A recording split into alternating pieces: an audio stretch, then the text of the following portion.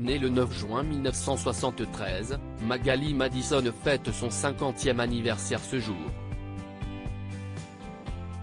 Révélée au grand public dans la série Premier baiser, la jolie blonde avait fait embaucher son chéri de l'époque à l'écran. Dommage pour lui, le producteur l'a rapidement virée par la suite. Elle fête aujourd'hui ses 50 ans. Star de la série Premier baiser, Magali Madison était chouchoutée par le producteur Jean-Luc Azoulay comme elle l'a révélé au cours d'une interview avec le site Club Dou en 2014. En couple au moment du tournage de la sitcom avec un coursier prénommé Joël Cresson, celui-ci avait été repéré par Jean-Luc au moment où il venait récupérer sa chérie après le travail.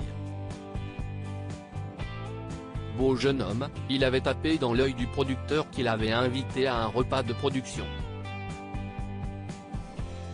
Rapidement, il est engagé comme comédien dans la série. Et pas pour n'importe quel rôle. Joël avait été embauché pour jouer le petit ami de Magali Madison, Annette dans la série. Un rôle taillé sur mesure. Avec Joël, on s'est connu à 16 ans au collège.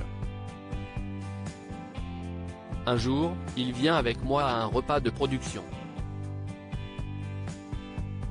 Jean-Luc Azoulay le trouve drôle et lui dit « Mais ça ne t'intéresse pas de venir tourner ?» Et voilà, si est comme ça qu'ils s'est retrouvés dans la série. On a tourné tous les deux et c'était plutôt cool. C'était plutôt chouette d'être ensemble dans la vie et sur le tournage, avait-elle indiqué. Mais voilà, l'histoire d'amour entre l'actrice et son chéri tourne court.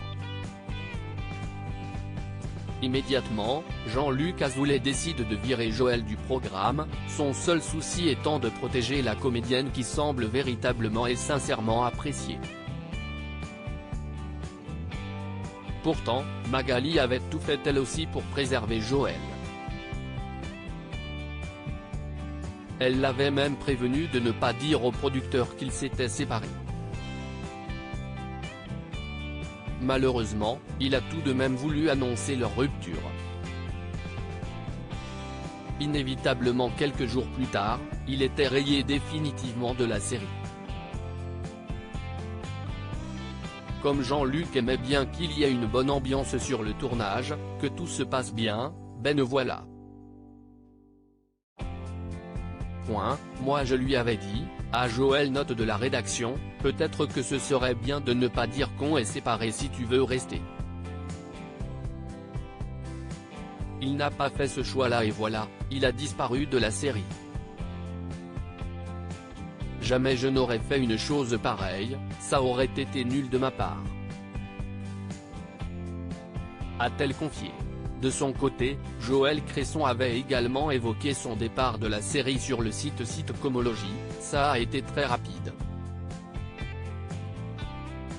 Il fallait déblayer le terrain, alors pas de tralala.